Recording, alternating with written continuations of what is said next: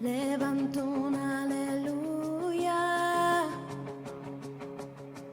con el enemigo frente a mí. Levanto un aleluya hasta que no quede duda en mí. Levanto un aleluya, mi arma melodía es. Levanto un aleluya, el cielo peleará por mí. Voy a cantar aún en la tempestad, fuerte, más fuerte, mi alabanza rugirá.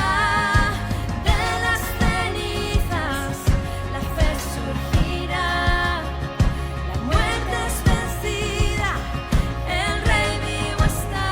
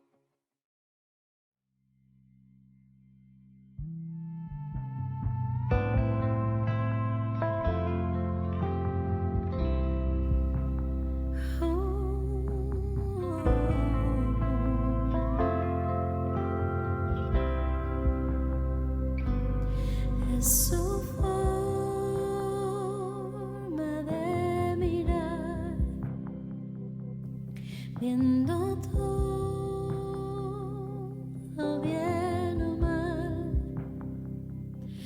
aún así Él cubre mi pesar por probar su fidelidad. Es la forma en que provee toda mi necesidad, hasta su vida derramar por probar su fidelidad. Fidelidad, oh su fidelidad, tan profunda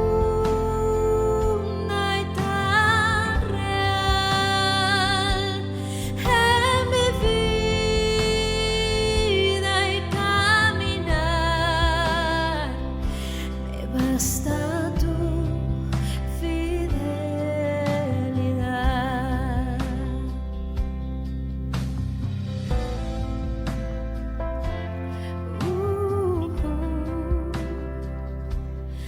Es su forma de cuidar cada paso al caminar, sin importar a dónde llevará, por probar su fidelidad. Fidelidad, oh su fidelidad, tan profunda y tan real en mi vida y caminar. Me basta su fidelidad. Me basta su fidelidad.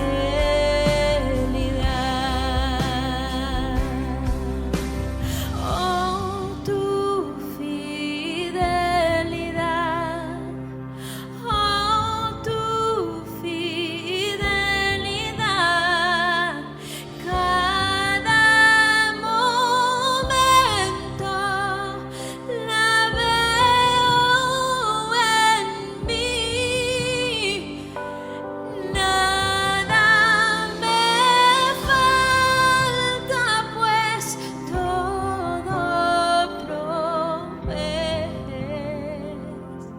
Grande, Señor, es tu fidelidad.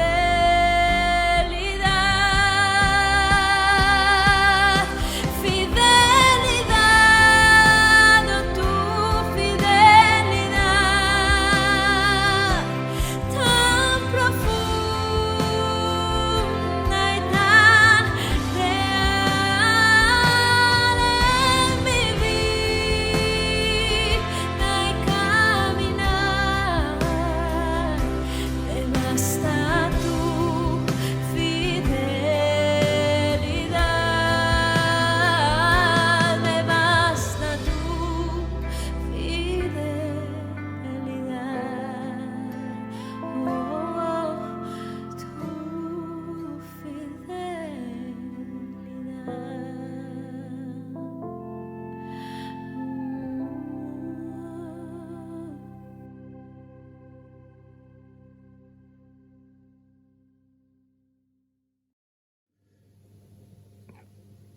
Buenos días, Iglesia.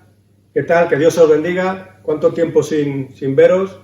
He estado cerca de un mes sin aparecer por aquí, por las vacaciones, y le doy gracias a Dios por esas vacaciones y ese descanso que ha permitido el Señor que tome. Bueno, estoy aquí para compartir un domingo más, una mañana más, la palabra de Dios. Pero primero vamos a orar. Señor, te doy gracias por este tiempo que tú permites, Señor. Gracias por el privilegio que tú me das, Señor, de compartir tu palabra. Gracias porque tu palabra, que es viva, que es eficaz y que enseña y que redarguye, Señor, y que siempre, siempre tenemos cosas que aprender de ella. Gracias te doy, Señor, por esta exhortación que tú nos das y por este aviso que tú nos das mediante tu palabra. Yo te pido, mi Dios, que a cada uno de mis hermanos, Señor, puedan atesorarla en su corazón y no solamente ser oidores de ella, Señor, sino también llevarla en su corazón y ser hacedores. Gracias te doy por ello. En el nombre de Jesús. Amén. Bueno, pues como he dicho, es un privilegio compartir la palabra de Dios y quisiera compartir una porción de las Escrituras en las cuales tenemos que tener mucho cuidado, ¿no?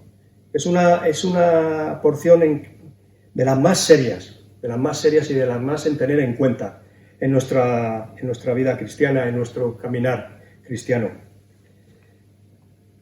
Y se encuentra en el Evangelio de Mateo, en el capítulo 7, empezando por el versículo 15, que dice así: Guardaos de los falsos profetas que vienen a vosotros con vestidos de oveja, pero por dentro son lobos rapaces. Por sus frutos los conoceréis.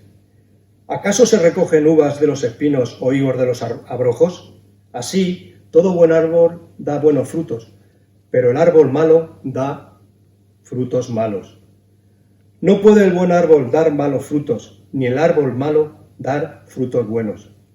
Todo árbol que no da buen fruto es cortado y echado en el fuego. Así que por sus frutos los conoceréis.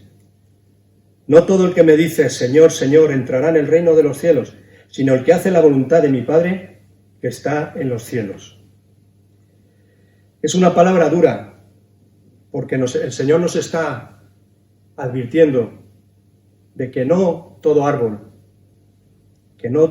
da buen fruto, ni todo árbol da mal fruto. Y yo me pregunto a la Iglesia, ¿qué tipo de fruto estamos dando nosotros? ¿Qué tipo de fruto podemos ver en los demás? En las demás personas, en los demás hermanos, y aún en nosotros mismos, en mí mismo también, porque esta palabra también es para mí, primeramente es para mí, ¿no? Y podemos mirar varias pistas, ¿no? Y la primera clave o la primera pista se encuentra en el versículo 18, que dice: no puede el buen árbol dar malos frutos, ni el árbol malo dar buenos frutos. Una forma de saber si los frutos de una persona son frutos verdaderos, son frutos limpios, es verificar, es ver si la persona es congruente con lo que hace y lo es con lo que dice. En otras palabras, tiene que haber congruencia, como he dicho, entre el árbol que es la persona y el fruto, que son sus acciones. Otra clave, otra pista que podemos ver se encuentra en el versículo 21, que dice: no todo el que me dice Señor, Señor, entrará en el reino de los cielos, sino el que hace la voluntad de mi Padre que está en los cielos. En otras palabras, todos debemos hacer la voluntad de Dios. Y para hacer la voluntad de Dios debemos leer las Escrituras. Como dice Juan 5:39.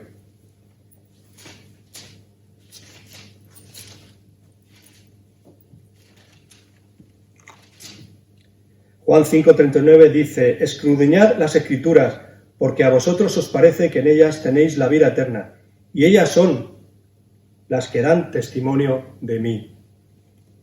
Escudriñad las Escrituras. También debemos cumplir sus mandamientos, los mandamientos de Dios. Proverbios 3:1 nos dice: Proverbios 3:1. Hijo mío, no te olvides de mi ley, y tu corazón guarde mis mandamientos. Y como hijos de Dios tenemos que guardar los mandamientos del Padre. Una evidencia de que somos verdaderos creyentes está en que guardemos la palabra de Dios y la obedezcamos. Hay otro versículo, otra porción de la Escritura que nos puede servir para responder a esta pregunta: si tenemos buenos frutos o tenemos malos frutos.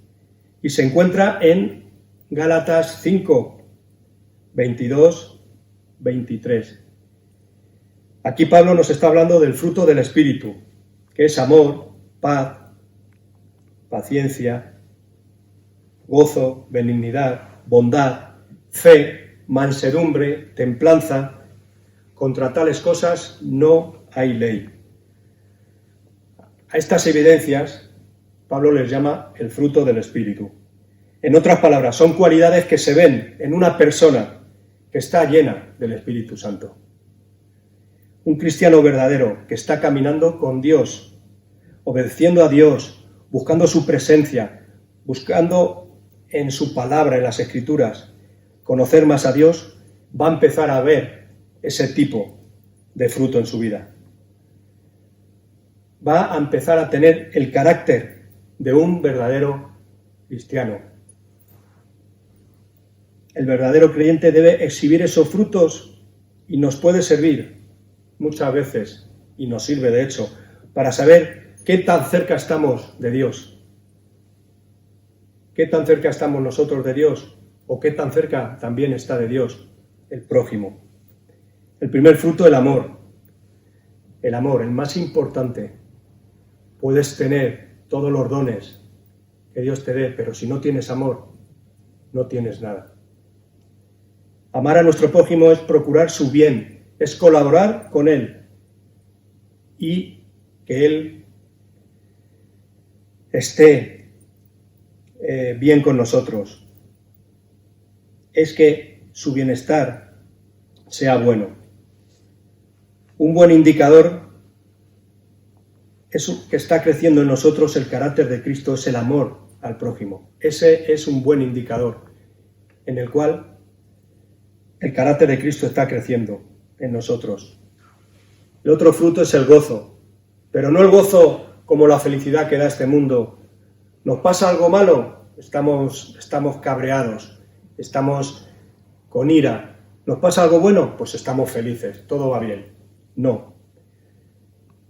Tiene que ver con algo divino, tiene que producir es un fruto que produce una satisfacción interior, interna, que viene de la presencia de Dios, de que Dios está con nosotros, de que nosotros tenemos a Dios en nuestro corazón. Porque a veces vamos a tener gozo, y tenemos gozo, pero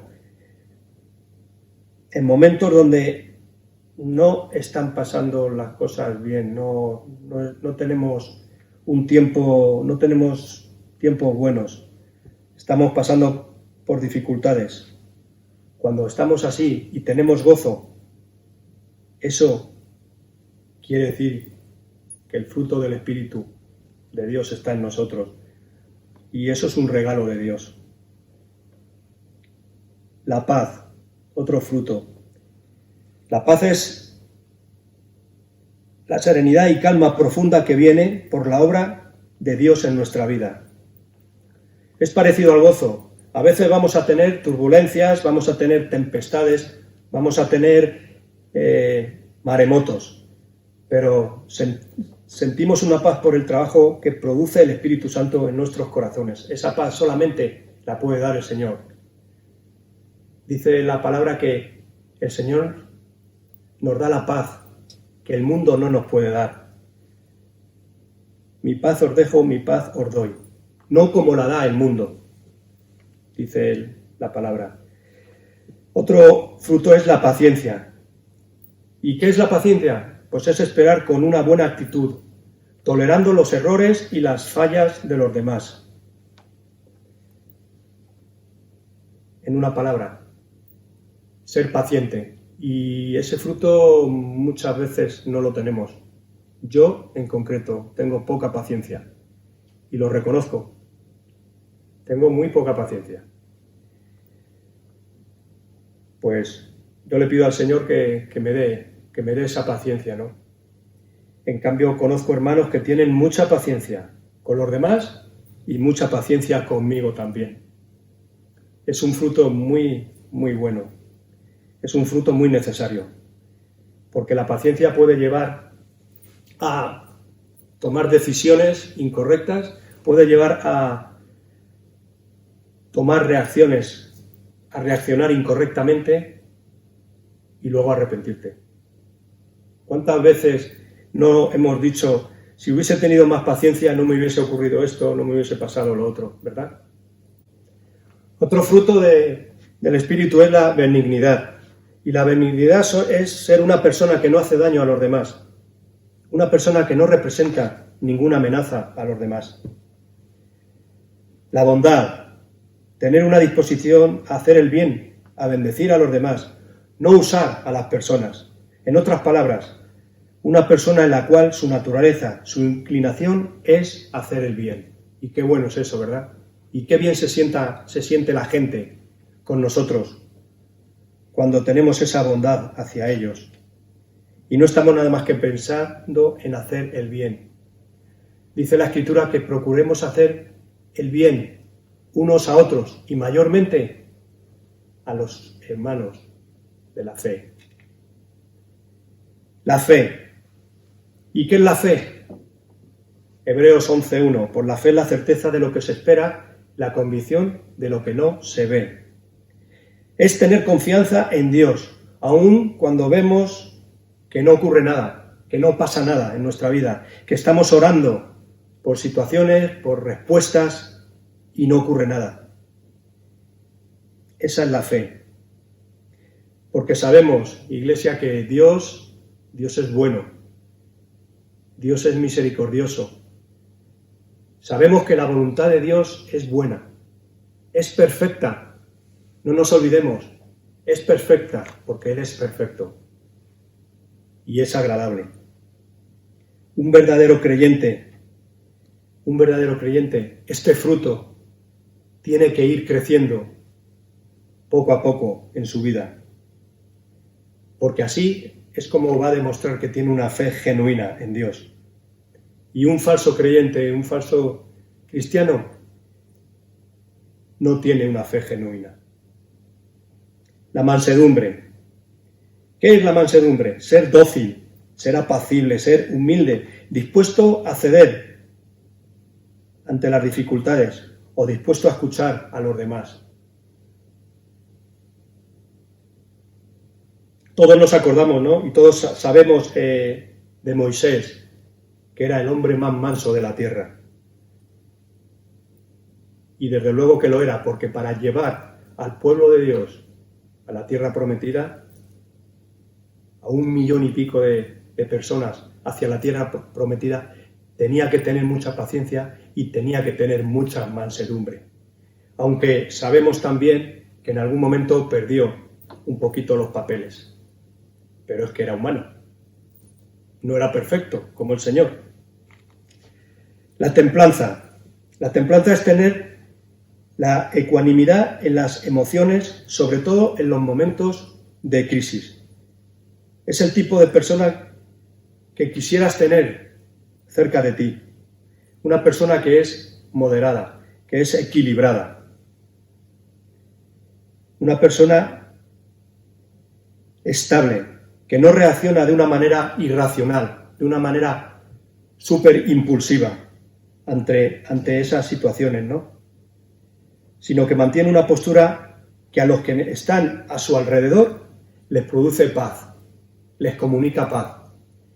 Y por eso digo, ¿cuánto nos gustaría tener a ese tipo de persona? ¿No habéis oído vosotros en algún momento, he estado con tal persona y no sé, me produce una paz, me produce un descanso, me produce una tranquilidad, me encuentro súper a gusto con esta persona? ¿Es una paz la que me produce? Pues eso es tener templanza. Un buen indicador para saber si una persona es en realidad lo que se dice ser. Ese es un buen indicador. quiero compartir algo que nos puede indicar quién es esa persona. En realidad, y para eso me refiero al diccionario. El diccionario define la palabra fruto como el producto de algo. Una manera de saber que una persona es lo que dice ser. Es el producto que deja en la vida de los demás, en el ambiente en que se mueve, en la familia. La conducta de una persona va a producir un efecto. Es una manera sutil, pero certera de saber si una persona es sana al observar el efecto que deja en la vida de los demás. Ese es el fruto. Por ejemplo, si es una persona sana, va a producir bienestar a quienes les rodean. Si es una persona tóxica, va a producir malestar, va a producir contienda, va a producir división, va a producir chismes, va a producir crítica, va a producir juicio hacia los demás, va a producir falta de fe, va a producir inestabilidad. Así que, aunque una persona por fuera parezca ser una persona ejemplar, si el efecto que deja a su alrededor es negativo, eso es un indicativo de que falta congruencia en la vida de esa persona. Nos podemos preguntar, y yo me pregunto a mí mismo, ¿soy persona de florecer a otras personas o soy persona de marchitar a otras personas? ¿Impactamos con nuestra vida a otras personas de una manera positiva? ¿Alivias a las personas con tu presencia o transmites pesimismo, negatividad? Los verdaderos discípulos, Iglesia, serán conocidos por sus frutos. Pero también los falsos discípulos, los falsos creyentes serán conocidos por sus frutos. El verdadero cristiano comienza con un verdadero arrepentimiento, es decir, que tiene que haber un cambio radical en su vida, dar un giro de 180 grados. Lo que dice la Biblia, tener un nuevo nacimiento. Dice la palabra que si alguno está en Cristo, nueva criatura es. Las cosas viejas pasaron, he aquí son todas hechas nuevas. El verdadero arrepentimiento, la verdadera fe, producto del Espíritu, produce inevitablemente frutos de Dios. Esos frutos que acabo de compartir. El verdadero cristiano sabe y entiende que la salvación no es por obras, sino que las obras son consecuencia de la salvación que hemos recibido cuando nos hemos arrepentido genuinamente.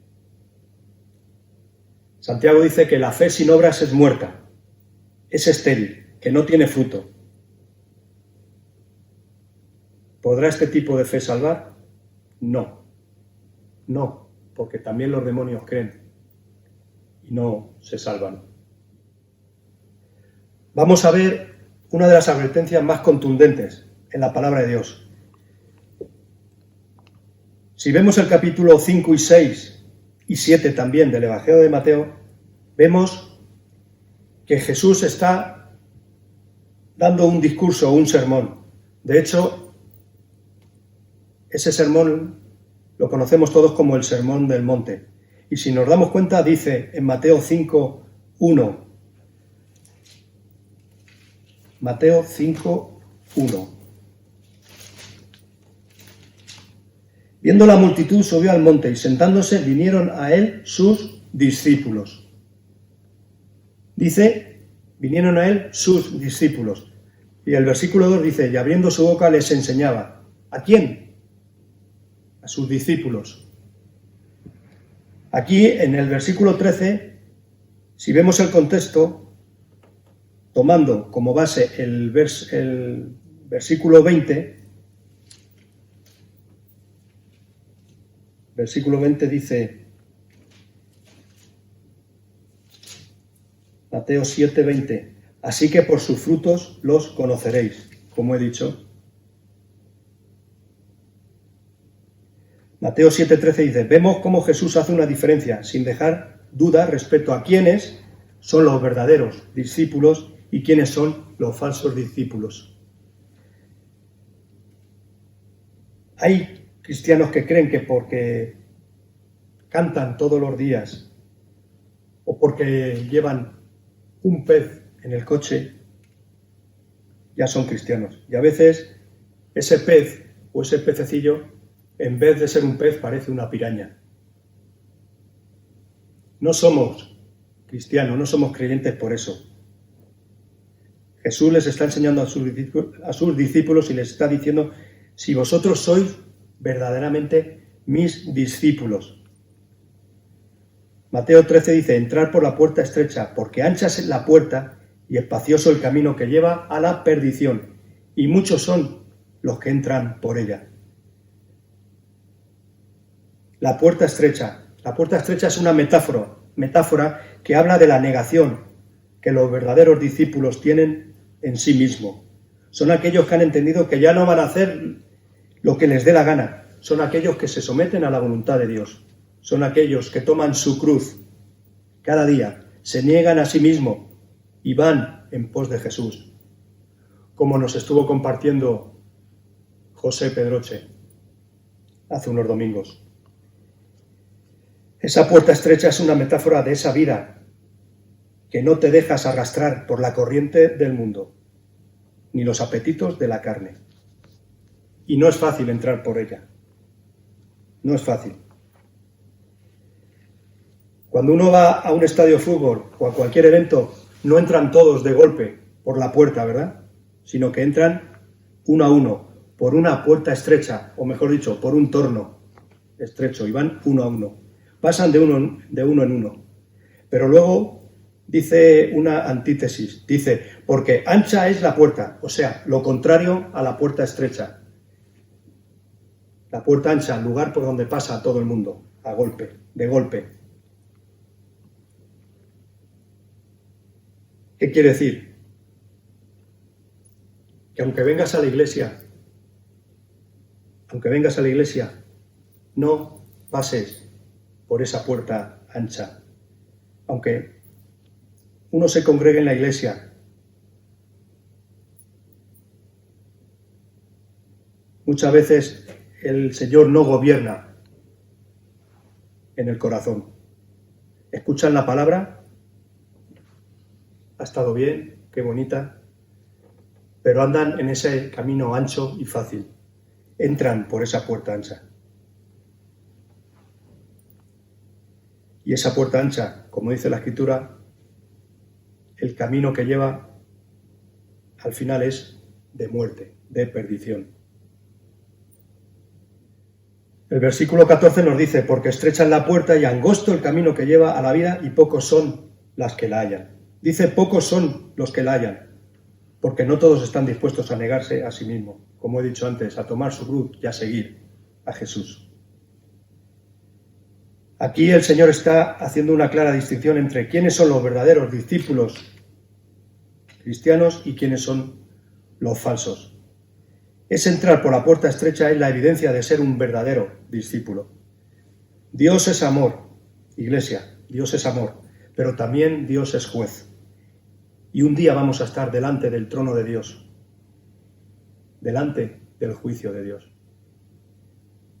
Hay una verdad central en todo esto, y estoy acabando, y es que es imposible ocultar los frutos de un árbol, como he dicho. Es imposible ocultar los frutos de un árbol o la ausencia de estos, y así ocurre con la vida de las personas. Estamos llamados a ser gente productiva, gente llena de frutos. Los frutos son la prueba visible de los logros que estamos obteniendo. Por sus frutos los conocerán. Los frutos son el testimonio de vida. Los frutos son los hechos, los cuales hablan más fuerte que nuestras palabras. Hay diferentes tipos de personas. Gente fructífera y gente infértil. ¿Acaso se recogen uvas de los espinos o higos de los cardos? Del mismo modo, todo árbol da buen fruto, pero el árbol malo da mal fruto. Hay árboles sin fruto, hay árboles con escaso fruto, hay árboles con mucho fruto, pero malo. Hay árboles con poco fruto, pero bueno. Y hay árboles con mucho fruto y excelente. Y este tipo de árbol es el que debemos ser. Porque hemos sido diseñados por el Señor para ser gente productiva y fructífera. A pesar de nuestros errores, a pesar de nuestras limitaciones. Dios se va a perfeccionar en nuestra debilidad. Él lo sabe. Pero para hacer eso, ¿cómo podemos ser gente productiva, llena de frutos positivos? La clave está en el Salmo 1:3. Será como árbol plantado junto a corrientes de agua, que da su fruto en su tiempo y su hoja no cae. Y todo lo que hace prosperará. Para que todo te salga bien y para que tus frutos sean abundantes y excelentes, debes estar plantado junto a la fuente de vida, que es el Señor.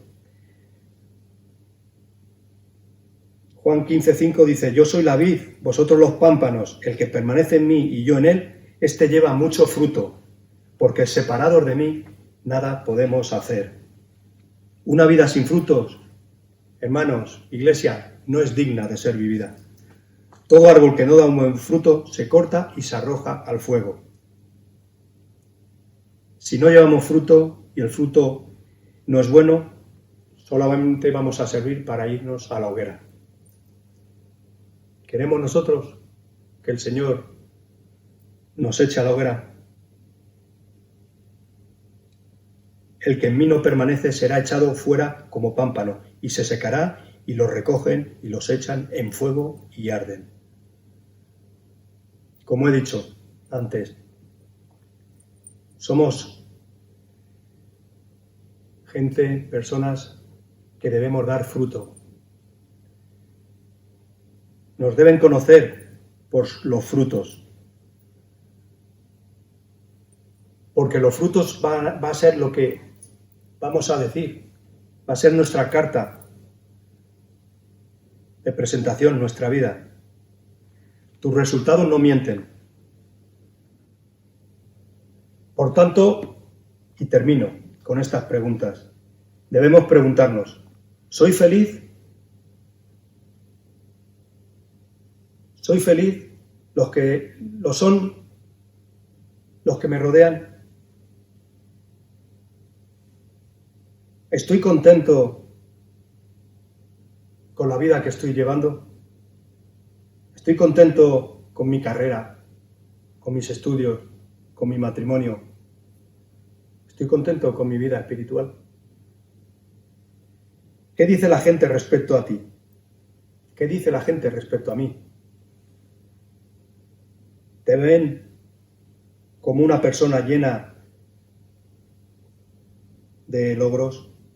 ¿O por el contrario te ven como una persona gris, que no ha hecho nada, que ni fu ni fa? Es triste decir eso. Es triste que te vean como una persona así, porque estamos llamados a dar fruto.